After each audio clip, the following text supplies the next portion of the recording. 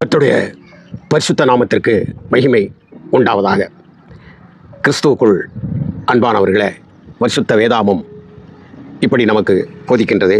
ஏசாயா தீர்க்கதரிசி புத்தகம் 46ஆம் வசனத்தில், அதிகாரத்தில் 4ஆம் வசனம் 5ஆம் வசனத்தை நான் வாசிக்கிறேன்.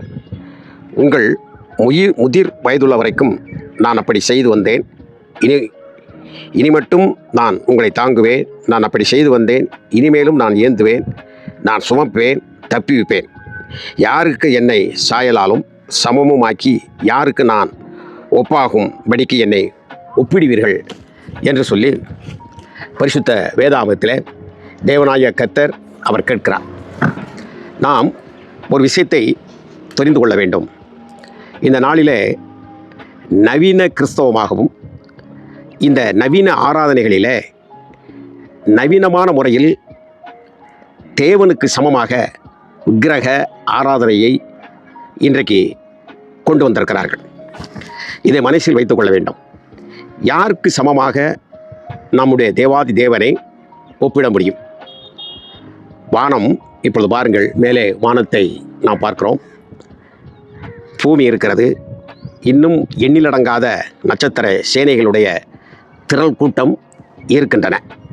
இப்படிப்பட்ட ஒரு சூழ்நிலையில் இவைகளை உண்டாக்கியவர் எப்படிப்பட்டவராக இருப்பார் என்பதை நமக்குள் தேவன் கொடுத்திருக்கிற பரிசுத்த ஆவியானவர் மூலமாக அறிந்து புரிந்து அவருடைய செய்கைகளை நாம் கண்டுகொள்கிறோமே தவிர, அவர் சாயலாக தன்னை யாரையும் ஒப்பிட முடியாது என்று சொல்கிறார்.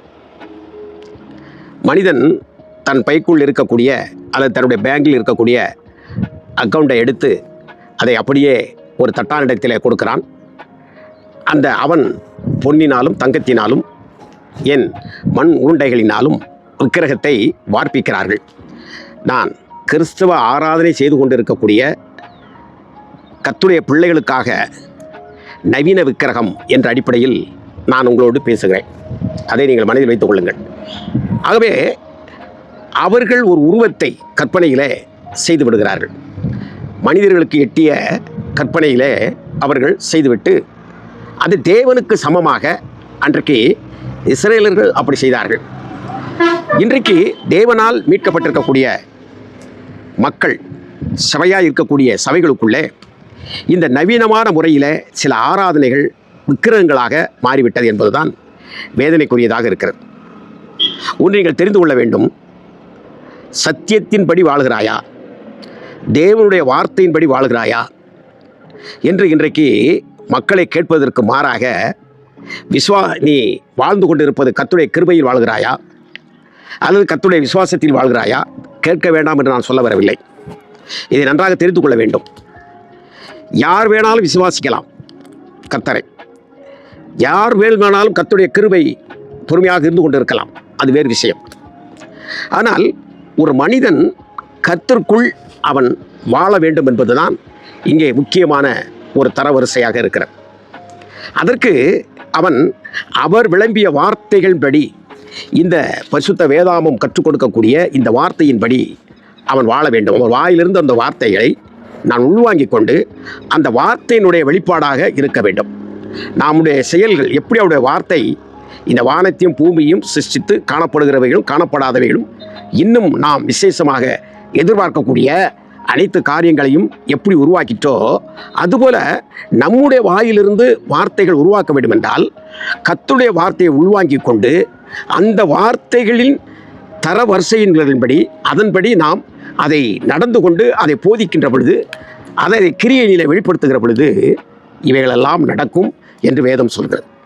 ஆகவே இப்படிப்பட்டதான செயல்களிலே இன்றைக்கு கிறிஸ்தவம் வளர்ந்து வர வேண்டிய விதத்தில் அது எப்படிப்பட்டதாக மாறிவிடுகிறது என்று சொன்னால் கேட்பார்கள், அந்த சபைக்கு போகிறீர்களே, அங்கே கர்த்தரை துதி ஆராதனை நல்லா செய்வார்களா? அவர் எழுதுகிறார்கள், ஓ ஓ ஓ ஓ ஓ அப்படின்னு குதிக்கிறாங்க.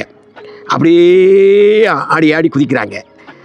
என்னவோ அவங்க பண்ணுறது பெரிய உற்சாகமாக இருக்குது, மற்றதெல்லாம் செத்து போயிடுச்சு சபை அப்படின்னு இவங்களுக்குள்ளே சொல்லிக்கிறாங்க, இவர்களே சொல்லிக் கொள்கிறார்கள். அவன் சினிமா பாட்டு ராகம், இன்னும் பலவிதமான ராகங்களை உள்ளே கொண்டு வந்து, ஏன் சிலர் சினிமா பாடல்களை பாடுகிறார்கள். சுத்தமாக பச்சையாக என் ஜனங்கள் பாவத்தை பச்சை தண்ணியை போல் குடிக்கிறார்கள் என்று வேதம் சொல்கிறார் அல்லவா? அதுபோல பச்சை தண்ணியை போல அந்த சினிமா பாடல் ராகம் என்று ஒரு காலத்தில் லைட்டாக வந்தது. இப்பொழுது சினிமா பாடலையே பாடுகிறார்கள். அதில் பாடி அவர்கள் குதிப்பதும் ஆடுவதும், நெய்யாண்டி மேளம் அடிப்பதும், கும்பத்தை தலையில் வைத்து ஆடுவதும் போல ஆடிக்கொண்டிருக்கார். ஒரு மனிதன்லாம் சொன்னார், நான் 140 வயது வரைக்கும் உயிரோடு இருப்பேன் என்று சொல்லி ஒருத்தனுடைய தோள் மேலே ஏறி இருந்து கொண்டு அந்த ஊழியக்காரர் அங்குமிங்கும் ஆடிக்கொண்டு ஓடுவார், மடமடமடமடமடன்னு ஓடுவார். இப்படி ஓடிக்கொண்டு வந்தார். அவர் திடீரென ஹார்ட் அட்டாக்கில் 2-3 வருடங்களுக்கு முன்பாக செத்து போனார். நான் என்ன சொல்கிறேன், செத்து விட்டாரே என்கின்ற வேதனை இருந்தாலும் ஜனங்களை ஒரு நவீனமான அந்த விக்கிரக ஆராதனைக்குள் கொண்டு செல்கிறார்கள். பிரசங்கிக்கின்ற பொழுதும் சில நபர்கள் அந்த நிகழ்ச்சிகளை, ஏனென்றால் அவர்களுக்கு இது இல்லை என்றால் அவர்கள் மனது திருப்தி ஆகாது. பிரசங்கிக்கின்ற பொழுதும் கூட சில நபர்கள் இப்படிப்பட்ட பேத்தனமான காரியத்தை செய்வார்கள். அவர்கள் கொடுப்பதெல்லாம் பணத்திற்கு முக்கியத்துவத்தை கொடுத்து கொண்டே பேசிக் கொண்டிருப்பார்கள். நீங்கள் இவ்வளவு கொடுத்தால் தேவன் அவ்வளவு கொடுப்பார். நீங்கள் 1 லட்சம் ரூபா கொடுத்தால் தேவன் உங்களுக்கு 10 லட்சம் ரூபா கொடுப்பார். அவர் உங்களுக்கு 10 லட்சம் ரூபா கொடுத்துருக்காரு, நீங்கள் 1 லட்சம் ரூபா கொடுக்கறதுக்கு என்ன என்று சொல்லி இது சத்தியம் போல் தெரியலாம். ஆனால் இவனுக்குள் இருக்கக்கூடிய பண ஆசை, இவனுக்குள் இருக்கக்கூடிய பொருள் ஆசை, இவை என்ன செய்கிறது என்று சொன்னால் அவனை அப்படி பேச வைக்கிறது. நான் தெரிந்து கொள்ளுங்கள், அநேக நபர்கள் இப்படி பேசி பேசியே தங்களுடைய சபையினுடைய வளர்ச்சியை கட்டுகிறோம், அது செய்கிறோம், இது செய்கிறோம், கார்கள் வாங்குகிறோம், உல்லாசமாக நாங்கள் சுற்றி தெரிகிறோம் என்று சொல்லி இன்றைக்கு சுற்றி சுழண்டடித்து கொண்டு வண்டாக அவர்கள் அங்கங்கே வட்டி கொண்டிருப்பதெல்லாம் இன்றைக்கு வந்து கொண்டே இருக்கிறது. அப்போ வேதம் என்ன சொல்கிறது? பொருளாசை என்னும் விக்கிரக ஆராதனை நவீனமானது சொல்லிட்ட பார்த்தீங்களா? நவீனமான முறையில் அது வேறு மாதிரி வருது. நல்லா தெரிந்து கொள்ள வேண்டும். ஊழியத்திற்கு முக்கியத்துவம் கொடுக்காமல், ஊழியக்காரர்கள் என்ன பேசுகிறார்கள் அதை நாம் அப்படியே உள்வாங்கிக் கொள்ள வேண்டும் என்ற அந்த எண்ணம் இல்லாமல், தேவனுடைய அந்த மகிமையான அந்த உணர்வுகளுக்கு நேராக திருப்பக்கூடிய சத்தியத்திற்கு அவர்கள் முக்கியத்துவம் கொடுக்காமல், நீ மா பிசைகிற தொட்டி ஆசீர்வதிக்கப்படும், உன் மாடு நேற்று 5 லிட்டர் கொடுத்துச்சா இன்னைக்கு 10 லிட்டர் கொடுக்கும், கொடுக்காத தண்ணி ஊற்றிட்டு போ அப்படிங்கிற மாதிரி அவர்களுடைய பிரசங்கங்கள், அவர்களுடைய வார்த்தைகள் எல்லாம் அதில் அமைந்து விடுகின்றன.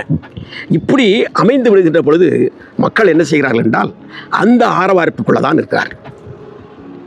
களியாட்டத்தை போல அந்த ஆரவாரத்துக்குள்ளே இருக்கிறார்கள். ஆனால் அவர்கள் வெளிப்படையாக அவர்கள் பேசுவதெல்லாம் இந்த ஒழுக்கமாக, கண்ணியமாக, கர்த்தரை இருதயத்தின் ஆழத்தில் வைத்து அந்த களிகூர்ந்து அமைதலோடு அவரை ஆராதிப்பதை ஆர்ப்பாட்டமும் ஒரு அலக்கழிவுமாக ஜனங்களே, ஆண்களும் பெண்களும் மாறி மாறி ஆடி அதிலே ஒரு இன்ட்ரெஸ்ட் காண்கிறார்கள் என்றால் அது நவீனமான ஒரு விக்கிரக ஆராதனை. இதற்குள் மக்களை இன்றைக்கு சபை ஊழியக்காரர்கள் புதிதாக புற்றீசலை போல கிளம்பியிருக்கக்கூடிய காளான்களைப் போல இருக்கக்கூடிய ஊழியக்காரர்கள் எண்ணற்ற வகையிலே எழும்பி இந்த நவீன விக்கிரகத்தை கொண்டு வந்திருக்கக்கூடிய ஒரு சூழ்நிலையை நாம் பார்க்கிறோம். ஆகவே உற்சாகம் என்கின்ற ஒரு போர்வையில் திணிக்கப்பட்ட நவீனமான விக்கிரகரை பொருளாசை என்கிறதை அப்படியே சர்க்கரையில் புதிந்த விஷத்தை போல ஜனங்கள் மத்தியிலே கொடுக்கக்கூடிய அப்படிப்பட்ட நவீனமான விக்கிரக ஆராதனைகள் இன்றைக்கு ஜனங்கள் மத்தியிலே விழுந்திருக்கிறது. மிக ஜாக்கிரதையாக விசுவாச உறவுகளே நீங்கள் இருக்கும்படி உங்களை அன்போடு கேட்டுக்கொள்கிறேன். கர்த்தர் நல்லவர்.